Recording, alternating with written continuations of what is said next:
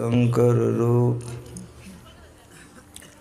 नमो नमो बहुवार हैं सकल सुपूज्यन भूप। बंदा गुरुपद कंज कृपा सिंधु नर रूप हरि। महामोह तम पुंज जासु वचन रवि कर निकर। धन्य धन्य सतगुरु सुखद महिमा कही न जाय। जो कछु कहूँ तुम्हारी कृपा मौतें कछु न बसै। बोलिए प्रेम से श्री सद्गुरु महाराज की जय। हमरे मन के लायक नहीं हुआ। माइक ऑपरेटर थोड़ा बढ़ाइए वॉल्यूम। माइक ऑपरेटर वॉल्यूम बढ़ाइए बाबू। एक बार मेरे मन के लायक कहिए आप लोग श्री सद्गुरु महाराज की जय। सत्संग में पधारे पवित्रात्माओं, जो लोग अपराह्न काल के सत्संग में आए थे, भक्ति पर आप लोग सुन रहे थे। जो बच गया था तो मैंने कहा था कि जो बचा हुआ है वो रात में सुनाए। आप सारे भक्त लोग आए हैं सुनने के लिए। यह जो आप लोग आए हैं यह भक्ति है। सुनने तो आए हैं लेकिन कैसे सुनिए। एक जगह इसी तरह से भगवान का चर्चा हो रहा था। सारे भक्त बैठे थे। एक घुड़सवार आया, घोड़ा पर से उतरा, बैठ गया। प्रवचन करता कह रहा था कि यह मनुष्य का शरीर जो मिला है वह ईश्वर की भक्ति के लिए मिला है। जिन्होंने इस शरीर पाकर ईश्वर की भक्ति की, ईश्वर को पा करके ईश्वर हो गया। वो धरती पर मालो माल हो करके ईश्वर बन के चला गया। श्री सद्गुरु महाराज की जय। जिन्होंने यह शरीर पाकर ईश्वर की भक्ति नहीं की, उसका शरीर नापाक है, बेकार है। वो घुड़सवार ने सुना, उठा, निकला, घोड़ा किसी को दे दिया, पगड़ी किसी को दे दी, चल दिया, लग गया भक्ति करने में। अच्छे गुरुओं से जुक्ति मिली, बहुत मन से भक्ति किया और भक्ति के प्रकाष्ठा को उन्होंने प्राप्त की। मस्ती में वे घूमने लग गए। बात 14-15 बरस बीत गई। उसी हो करके वो गुजरा, देखा वही भीड़ उसी तरह से हो रहा है। आकर देखा, लोगों से पूछा कि आप कितने दिन से सुन रहे हैं? कहा 30 बरस से। कहा आप कितने दिन से सुन रहे हैं? कहा 20 बरस से। आप कितने दिन सुन रहे हैं? 10 बरस से।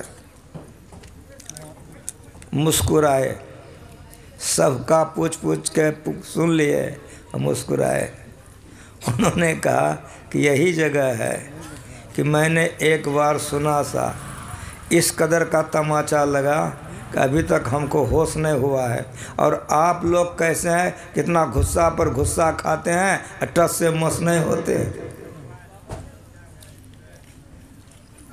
उत्तम श्रोता वह होता है जो सुनकर के कर लेता है। जो सुनकर के नहीं कर सकता है उत्तम श्रोता नहीं होता है। एक राजा ने नया बाजार लगाया, आदेश कर दिया कि जो सामान नहीं बिके तो राज दरबार में उसको दे दो। इसलिए उसको बाजार जमाना था राजा को। तो जो नहीं बिके राज दरबार में खरीद लिया जाता था। एक बार की बात है, एक स्वर्णकार जा कर के मूर्ति बेचने लगा। मूर्तियाँ 3 थी, तीनों का वजन 1 था, गरहन कटिंग 1 था, लेकिन दाम 3 था। एक का दाम 1 लाख रुपया था, एक का दाम 50,000 था, एक का दाम 3 कौड़ी था। जो लोग आवे तो कहे 3 कौड़ी वाला दे दीजिए। स्वर्णकार ने कहा कि जब कभी भी मूर्तियां बिकेगी तो तीनों एक ही बार बिकेगी, एक एक करके नहीं बिके। शाम में राजा के यहाँ आया। राजा ने पूछा दाम बताओ, बतला दिया। राजा ने कहा सुनो जी, ये तीनों का तो एक ही धातु का है। कहा जी। कहा तीनों का वजन एक है। कहा जी। कहा गहन कठिन एक है। कहा जी। तो कहा दाम इतना में फर्क क्यों है, दाम बताओ कि इतना फर्क क्यों है। कहा महाराज फर्क क्यों है वो मैंने बताऊंगा। कहा तब। कहा मूर्ति बताएगी। अब तो राजा और फेर में पड़ गया कि मूर्ति बोलती है जो बताएगी।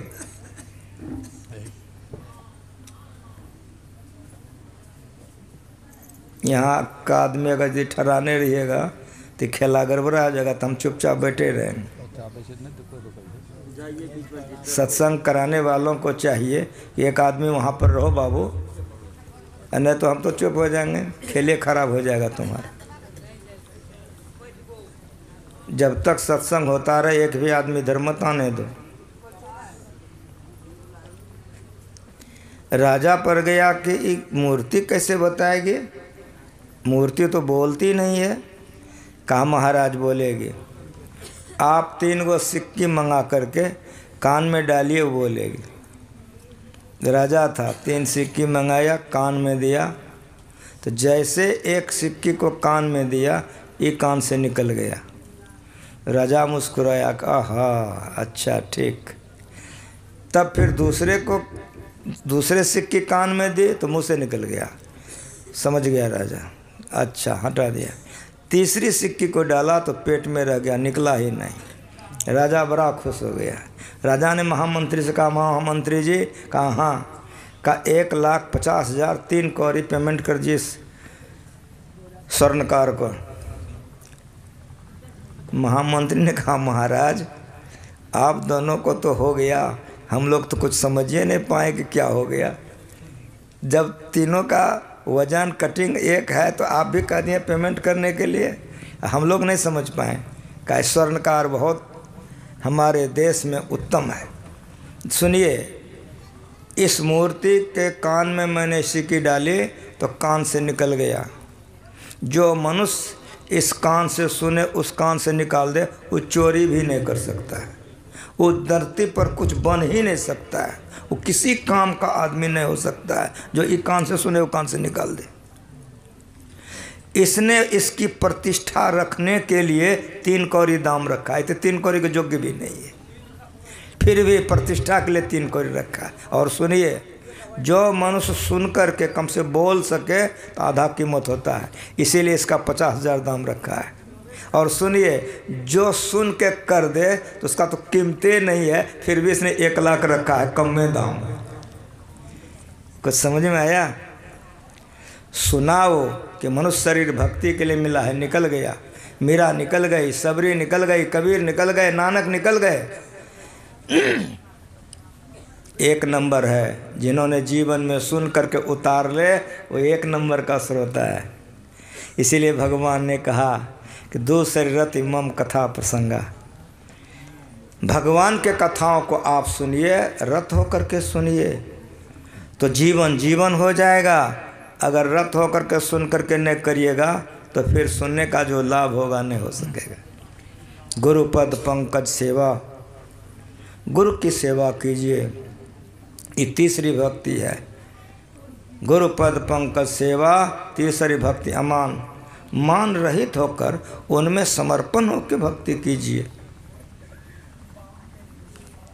गुरु नानक देव जी कहीं प्रचार में निकले हुए थे, एक गृहस्थ थे आप लोगों के तरह।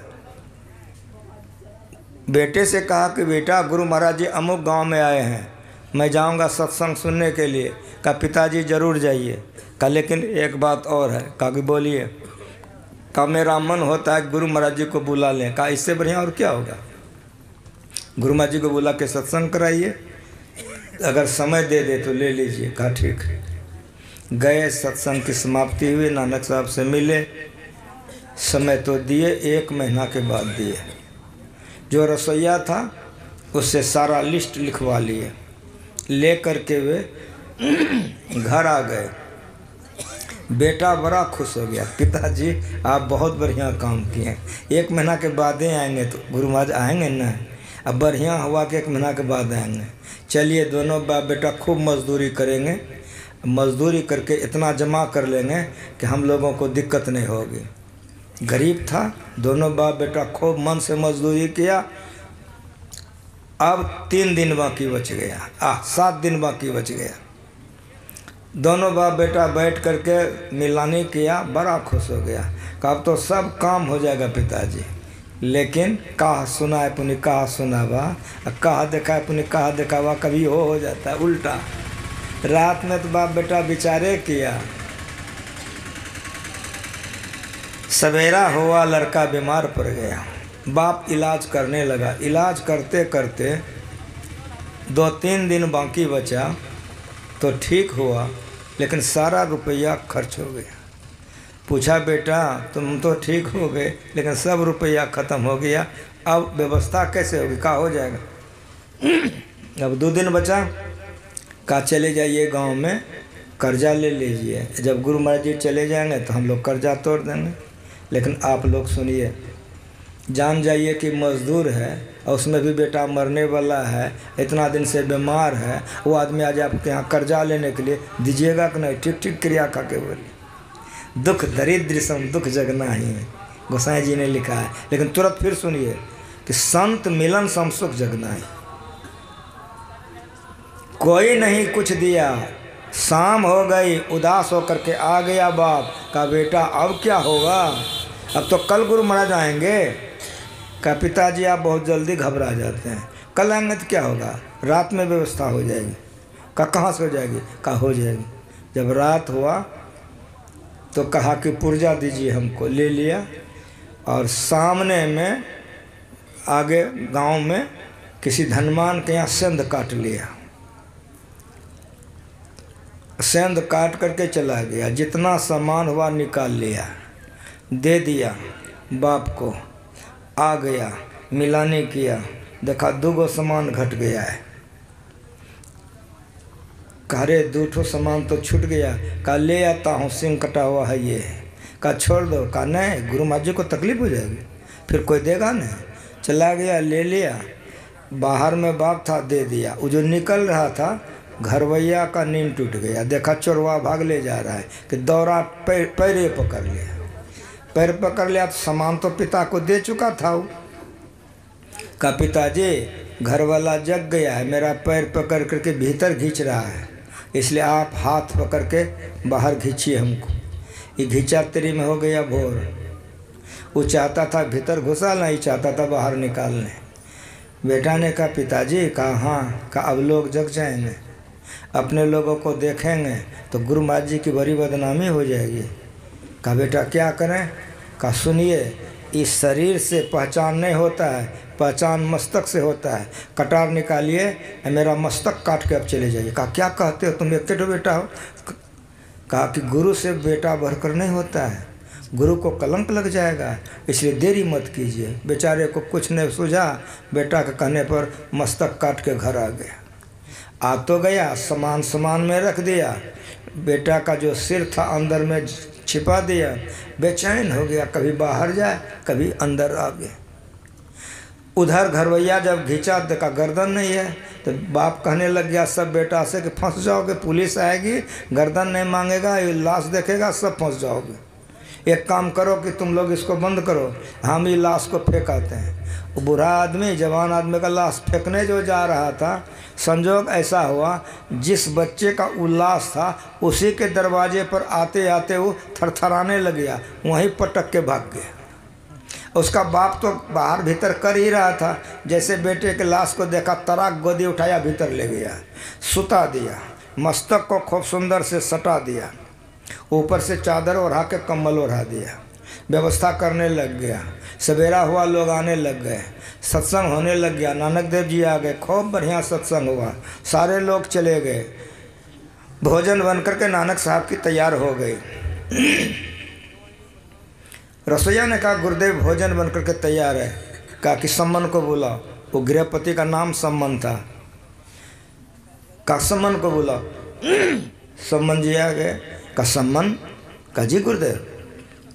करे मैं आसपास में कहीं आता हूँ तो मूसन मेरा सेवा करता है, यहाँ तुम्हारे यहाँ आया हूँ, वो प्रणामों करने के लिए नहीं आया है। कहाँ गया है? कहा गुरुदेव वो बीमार पड़ गया है। कहा बीमार पड़ गया तो क्या हो गया? उसको कहो हमको आके प्रणाम करेगा। सम्मन ने कहा कि गुरुदेव वो बहुत ज़्यादा बीमार है, हमारे कहने से वो नहीं आ सकता है। कहा क्या बोलता है? तुम्हारे कहने से नहीं आएगा, इसका मतलब हमरे कहने से आ जाएगा। कहा गुरुदेव आपको बुलाने से तो ब्रह्मा को दौड़ना पड़ेगा, श्री सद्गुरु महाराज आप तो बुला ही सकते हैं। कहा अच्छा अगर तुम्हारा ऐसा मन है तो मैं बुला लेता हूँ। उसके बेटे का नाम था मूसन। कहा रे मूसन बेटा कितना बीमार है, कहाँ है रे? हम आए हैं, मिलने नहीं आए हो? दौड़ ले आ गया नानक साहब के चरणों में।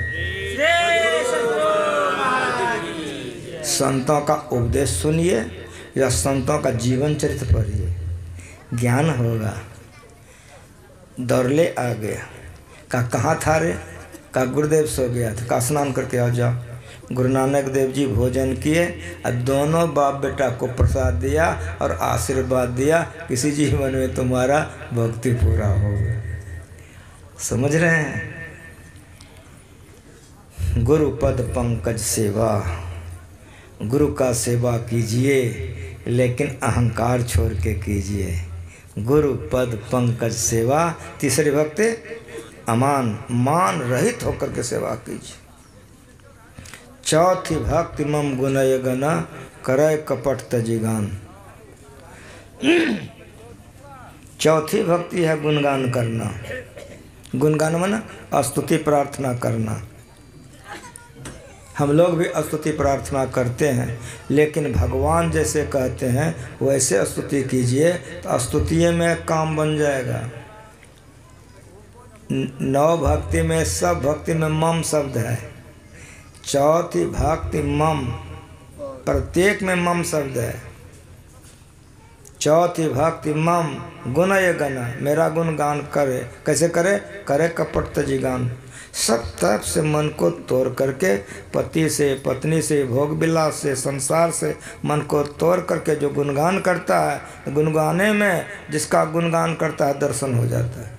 श्री सद्गुरु महाराज। इसीलिए गुणगान कीजिए, सब तरफ से अपने मन को समेट करके गुरु में लगाकर गुणगान कीजिए।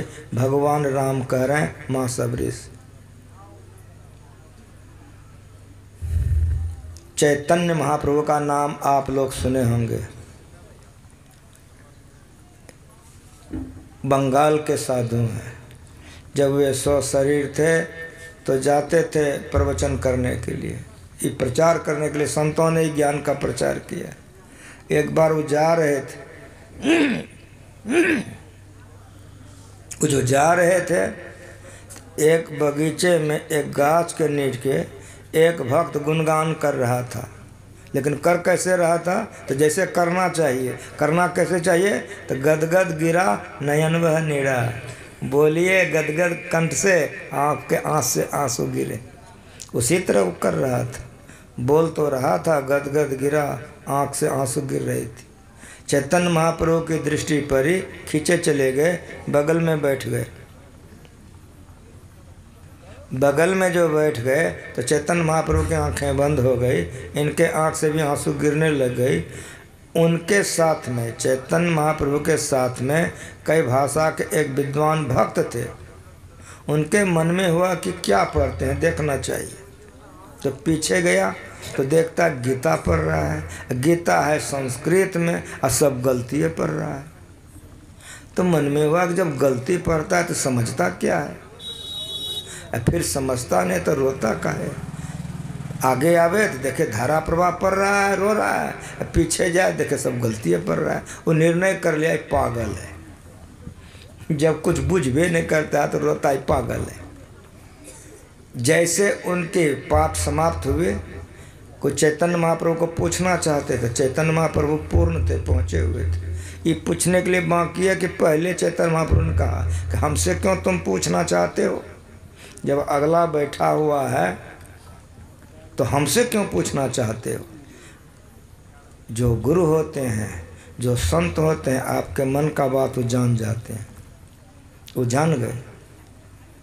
गुरु महाराज जी का जब ऑपरेशन हो गया, जब बहुत मौज में रहने लग गए, आप लोग सुने होंगे कि दिन को रात कर देते थे, रात को दिन कर देते थे। रात में हम लोगों को दिन की तरह स्नान करवाना पड़ता था, भोजन बनाना पड़ता था, ये मौज चलती थी। और उस समय में 11 बजे रात से 4 बजे भोर तक हमारी ड्यूटी थी। वो जो रात जब हो जाए तो गुरु महाराज जी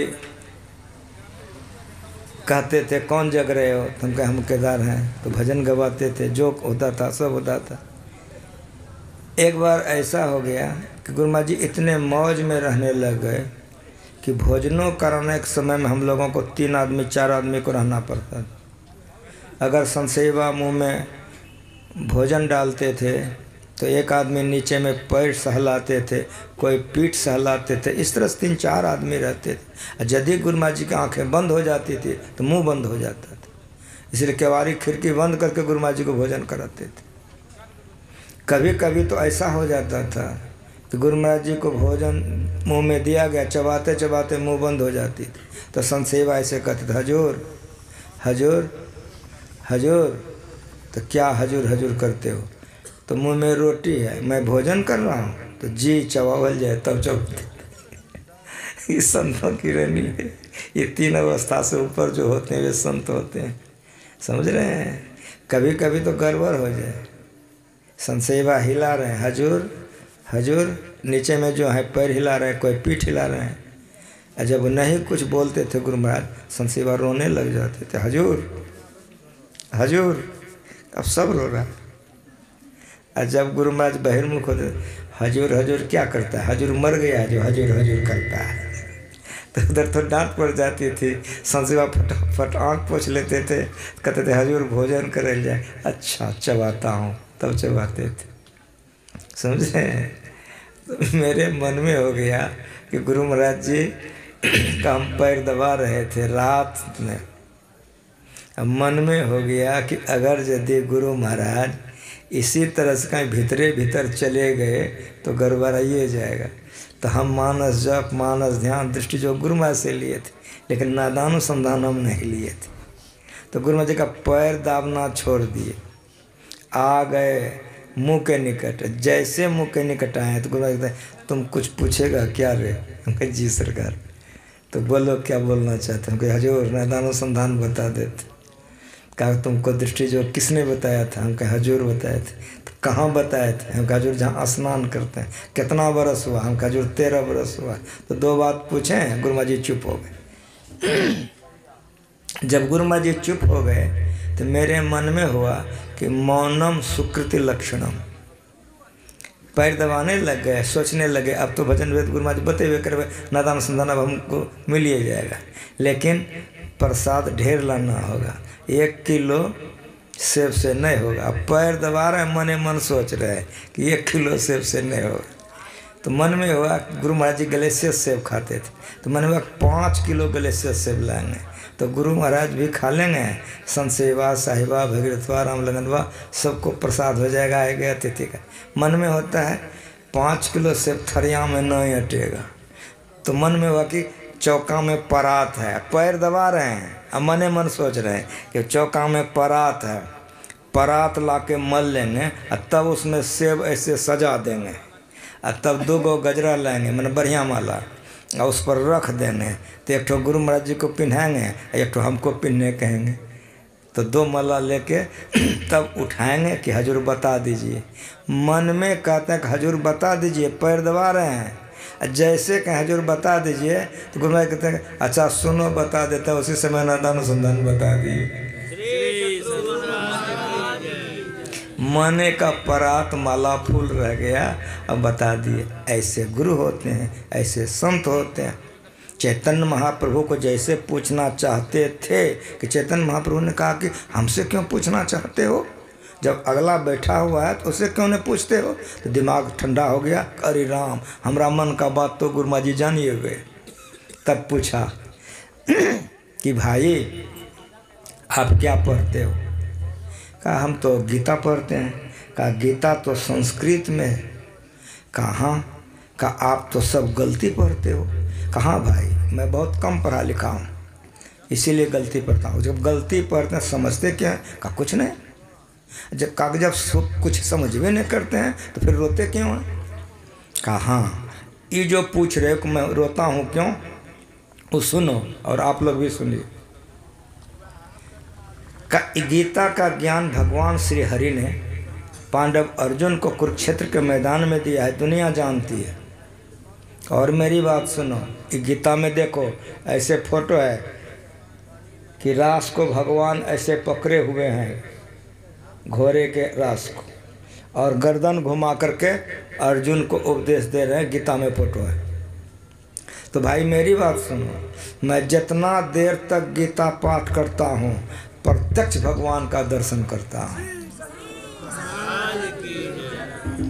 मैं रोता इसलिए हूँ कि उधरे गर्दन घुमा के अर्जुन को उपदेश करता है, मेरे तरफ देखबे नहीं करता है, इसीलिए रोता हूँ। तो मालिक उसको तो बहुत दिन से तुम उपदेश दे रहे हो, एक बार ये पापी की तरफ देख करके इधर उपदेश कर दो कि मेरा भी जीवन धन धन हो जाए। चौथी भक्ति मम गुणय गण, गुणगान कीजिए, लेकिन सब तरफ से मन को समेट करके गुणगान कीजिए, तो जिसका गुणगान कर रहे हैं वो दर्शन हो जाएगा। स्तुति इसीलिए किया जाता है। अवश्य स्तुति हम लोग करते हैं। कैसे करते हैं अपना कलेजा से पूछिए। मैं कहता हूँ कि बहुत प्रमाण है, स्तुति करते हुए प्रकट हो गए। इसीलिए सब तरफ से मन को समेट करके चौथी भक्ति मम गुणय गण करई कपट तजिगान। कपट मन पत्नी में है इधर बड़ी बलिहारी, अब मन पति में है इधर बड़ी बलिहारी, मन बेटा में है इधर बड़ी बलिहारी, अब मन खेत में इधर बड़ी बलिहारी, नहीं होगा। सब तरफ से मन को तोड़ करके स्तुति में जोड़ दीजिए। जिसका स्तुति कर रहे हैं वो तुरंत दर्शन देगा। मंत्र जाप मम दृढ़ विश्वासा, पंचम भजन सुवेद प्रकाशा। गुरु ने जो मंत्र बतलाया है इस जाप कीजिए और बहुत विश्वास के साथ जाप कीजिए। तो मैं आपको विश्वास दिलाता हूँ, अगर विश्वास के साथ जाप करेंगे चपात सिद्धि जो चाहिएगा हो जाएगा। झाली घाट में अखिल भारतीय महाधिवेशन हुआ था। हमारे उम्र के जो पुराने सत्संगी हैं गए होंगे, याद होगा। वहाँ के एक बहुत बड़े धनवान, अखिल भारतीय के बहुत दिन के बाद की बात है, ये जो हर जोता जाता है ट्रैक्टर नया आविष्कार हुआ था, एकदम नया। तो कोई चीज़ जो नया होता है तो बड़े बड़े धनवाने लोग खरीदते हैं, तो वो खरीद करके मंगवाए थे। अब वो जो हर जोता जाता था इलाके में हल्ला हो गया। क्या हल्ला हो गया? हल्ला हो गया कि 18 बैल 9 हरवाहा, जितना हर जोतेगा एक गाड़ी जोतता है। आदमी में लड़ा है, 18 बैल 9 हरवाहा एक के गाड़ी कैसे जोतेगा? कहा जाके देखो ना वहाँ। जब आके देखा, अरे ये तो 18 बैल 9 हरवाहा का के तो गाड़ी जोत रहा है। तो मेला लग जाए देखने के लिए। अब हर जोतने के लिए जब जाए तो उनको एक ही लड़का था जो 18-19 साल का था, वो गाड़ी चलाने लग गया। तो बाप ने कहा कि जो गाड़ी चलाते हो हर जोता बनेगा। लेकिन बच्चों को तो आदत होती है, ड्राइवर से दोस्ती कर लिया, देखा मालिक का बेटा है तो सीखते सीखते सीख लिया। तो कभी ड्राइवर चलाता था, कभी उसका बेटा चलाता था। एक बार ऐसा हो गया कि झाली घाट से तेल लेने के लिए पूर्णिया आ गया उसका लड़का, केवल इंजन लेकर वो तेल भरा के जा रहा था, नेशनल हाईवे पर उसकी गाड़ी जा रही थी, उधर से ट्रक आ रहा था। बच्चा आदमी नया सिखा हुआ था, कुछ स्टीयरिंग बेसी कट गई। परिणाम क्या हुआ, गाड़ी ऐसे झुक गई। तो जैसे गाड़ी झुकी कि लड़का नीचे गद से गिर गया। जैसे लड़का नीचे गिरा कि वो इंजन उसके छाती पर जाके बैठ गए। अब वो इंजन नीचे में, लड़का नीचे में, इंजन ऊपर में, न गांव है न घर है। अब कुछ बच्चे लोग गाय चराते थे, गाड़ी उलटते देखा, दौड़ा तो सब जो अरे इसमें तो ड्राइवर नीचे चला गया है, इसको बचाना है, किस तरह बचाओ। सब बच्चा मिल करके चाहा उठाने के लिए, उतना भारी नहीं उठा। एक बच्चा ने कहा कि दौड़ करके जाओ घर, पिताजी सबको बुला करके लाओ, उधर से बांस लाना लेके आओ। तो दूसरा बच्चा कहता यहीं है। कहा यहीं है तो क्या करोगे, दौड़ के जाओ, देरी लगेगा तो लेगा, लेकर के आओ, इनको बचाना है ना। तो 2-4 बच्चा दौड़ गया बुलाने के लिए, और उसके छाती पर जो बड़ी भीड़ पड़ी तो उसका माँ बाप सब सत्संगी थे, भजन भेदी। तो जिसका माँ बाप जिसका पूजेगा, बेटा किसको पूजेगा। जब छाती पर बहुत वजन पड़ने लग गया तब कहा गुरु महाराज जब हम नहीं बच सके, कहाँ हैं बचा लीजिए, अब हम जा रहे हैं। जैसे वो कहा कि अब हम जा रहे हैं, इतने में चमत्कार हो गया। एक बूढ़ा लाठी फेंकते वहाँ प्रकट हो गया। बच्चे से कहा कि रे बेटा क्या हो गया। कहा बाबा गाड़ी उलट गई है, इसमें देखिए ना इंजन के नीचे में वो ड्राइवर चपा गया है। कहा उठाओ ना। कहा बाबा हम लोग बहुत उठाए, नहीं उठता है। कहा रे हम भी उठाए, बुढ़वा तोरे से उठते है। तो दूसरे बच्चे ने कहा है बड़ों का आदर करना चाहिए। अब बाबा कहते हैं तो क्या दिक्कत, चलो हम लोग उठाएंगे। जैसे बुढ़वा हाथ लगाया, इंजन उठ के ठहरी हो गई।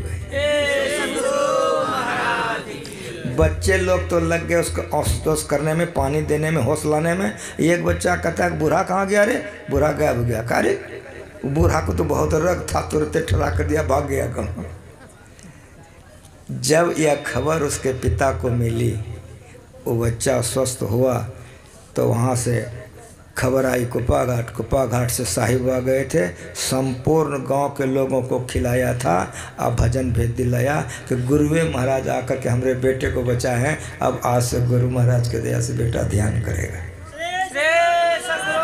महाराज की जय। मंत्र जाप मम दृढ़ विश्वासा, पंचम भजन सुवेद प्रकाशा। यहाँ तक की जो भक्तियाँ हैं ये मोटी मोटी भक्तियाँ हैं।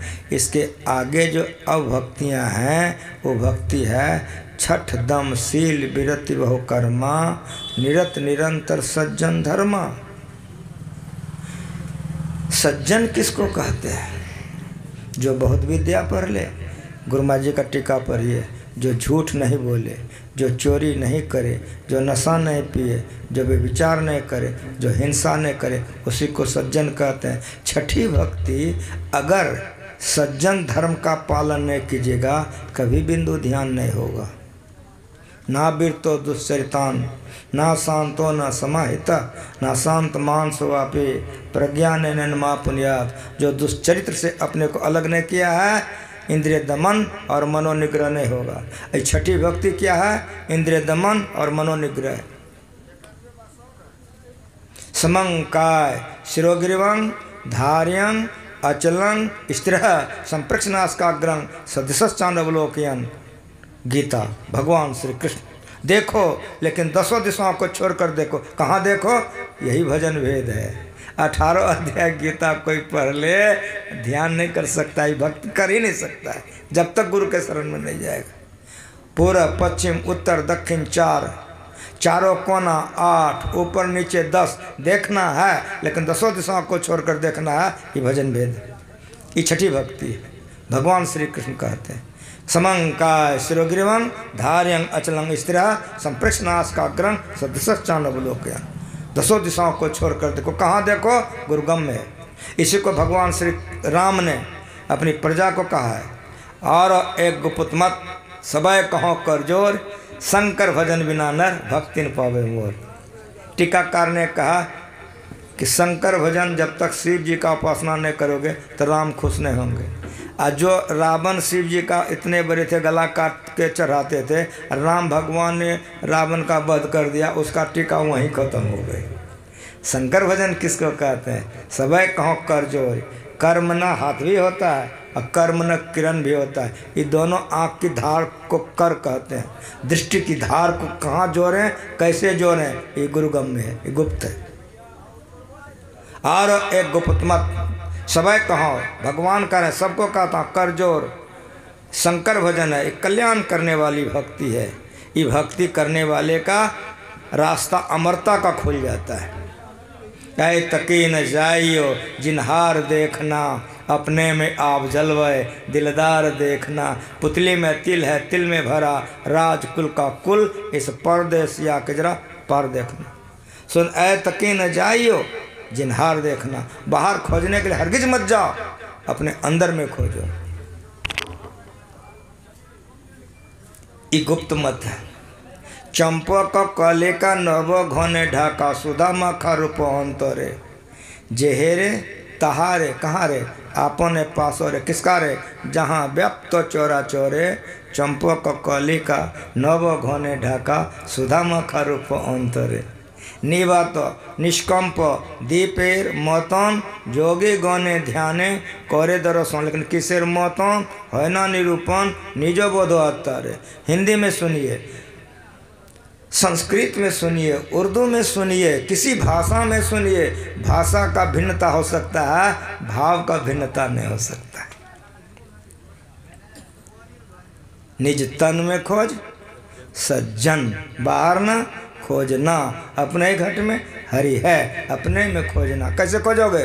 दो नैन नजर जोड़ के एक नोक बना के अंदर में देख, सुन सुन अंदर में खोजना। ये छठी भक्ति है।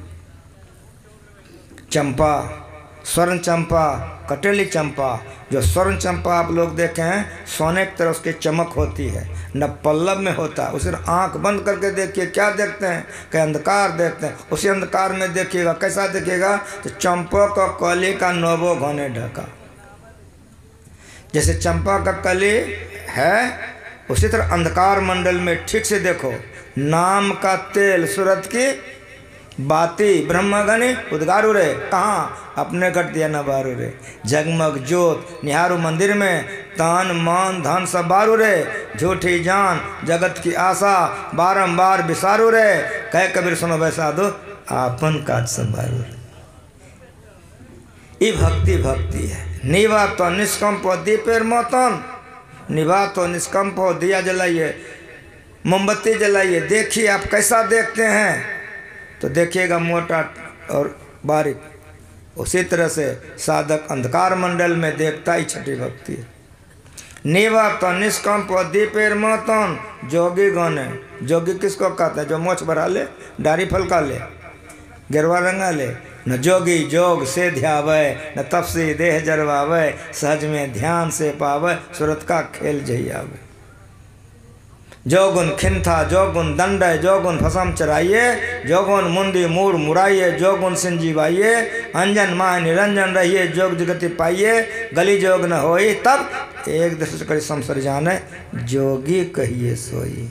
दृष्टि की धार को जो जोड़ लेता है, जिस भेष में जोड़ेगा उसी भेष का पूजा होगा। कबीर साहब पुतली पहनते तो पुतली का पूजा हो रहा है। तुलसीदास तिलक लगाते थे, तिलक का पूजा हो रहा है। अब गुरुमा जी गेरवा पहनते तो गेरवा का पूजा हो रहा है। कुछ समझ में आ रहा है? जिस भेष देश जाति में हो जाएगा ये भक्ति, उसी की पूजा होगी। भेष विशेष संत मत नहीं है, देश विशेष नहीं है, जाति विशेष नहीं है। ये भक्ति को समझिए। नेवा तो निष्कंप दीपेर मतन, जोगी गणे ध्याने करे दर्शन। किसेर मतन है, कैसा है ना निरूपण, मुँह से नहीं बोला जा सकता। अधोसम अव्यंजनम असंग, ज्यों गुंगो गुर खायो, अपुन प आपुन ही में पायो। सूरदास समझे कि यमति, मन ही मन मुस्कायो। कहन जाए वह सुख की महिमा। इंद्रियों से ऊपर उठ करके जो सुख है वो परम सुख है और परम स्वाद है। परम स्वाद सब ही जो निरंतर, अमित तोष उपजावे। मन बानी को अगम गोचर, सो जाने जो पावे। इंद्रियों से उठ कर के स्वाद लीजिए। ये सुख जो है आत्म सुख है, एक बार मिल जाएगा, कभी नहीं बिछड़ेगा। गंग जमुन सरस्वत संगम पर संध्या करने भाई करोगे कैसे? तो दृष्टि जुगल कर, कहाँ पर?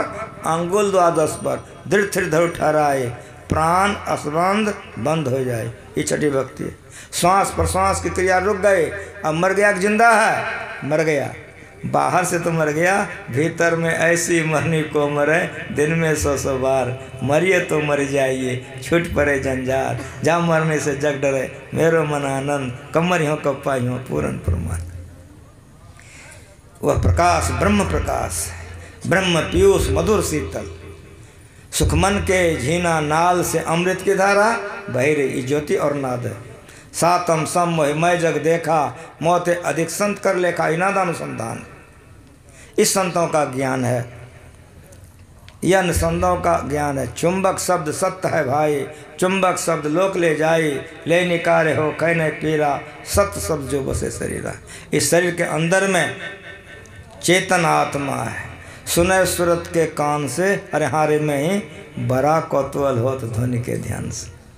उस शब्द को सुनते सुनते उसका उद्गम परमात्मा है, आत्मा परमात्मा में जाके परमात्मा हो जाता है, भक्ति भक्त भगवंत एक हो जाता है, ज्ञाता ज्ञ ज्ञान एक हो जाता है, ध्याता ध्ये ध्यान एक हो जाता है, सब दिनों के लिए सदा की मुक्ति हो जाती है, मोक्ष हो जाता है। इसी भक्ति का प्रचार सारे संतों ने किया है। हम लोगों को चाहिए, जो लोग सीख लिए हैं मन से कीजिए, ब्रह्म बेले में उठकर ध्यान कीजिए, स्नान के बाद ध्यान कीजिए, सूरज भगवान डूब जाए ध्यान कीजिए, दोनों बेला सत्संग कीजिए, पवित्र भोजन कीजिए, मांस मछली नहीं खाइए, दारू शराब मत पीजिए, शुद्ध आहार कीजिए। समय बांट कर जैसे कमाते हैं उधर समय बांट के ध्यान सत्संग कीजिए। धरती पर जब तक रहिएगा मुस्कुराते रहिएगा, कोई कमी नहीं रहेगी, मरने के बाद दुर्गति नहीं होगी, मनुष्य का शरीर फिर मिलेगा। अवतार बन करके आप आएंगे, आना चाहेंगे आएंगे, नहीं आना चाहेंगे नहीं आना चाहेंगे, और मरने के बाद दुर्गति नहीं होगी। इस संतों ने बतलाया है। हम लोगों को चाहिए, जो लोग सीख लिए हैं मन से कीजिए, जो लोग नहीं सीखे हैं काल करे सो आज कर, आज करे सो अब पल में परलय होएगा, भोरी करेगा कब। इसलिए जो लोग नहीं सीखे हैं भजन भेद लेकर अभ्यास कीजिए। इन्हीं शब्दों के साथ गृहपति को बहुत बहुत धन्यवाद, आप तमाम भक्तों को धन्यवाद। मैं गुरु महाराज से प्रार्थना करता हूँ कि आप लोगों की भक्ति बने, आप लोगों का कल्याण हो। एक बार प्रेम से बोलिए। माइक दीजिए हमारे गायक को, एक भजन होगा खोजत खोजत सतगुरु बेटे के लिए, शहर मुर्दाबाद, उसके बाद आरती हो जाएगी। माइक दीजिए वहाँ।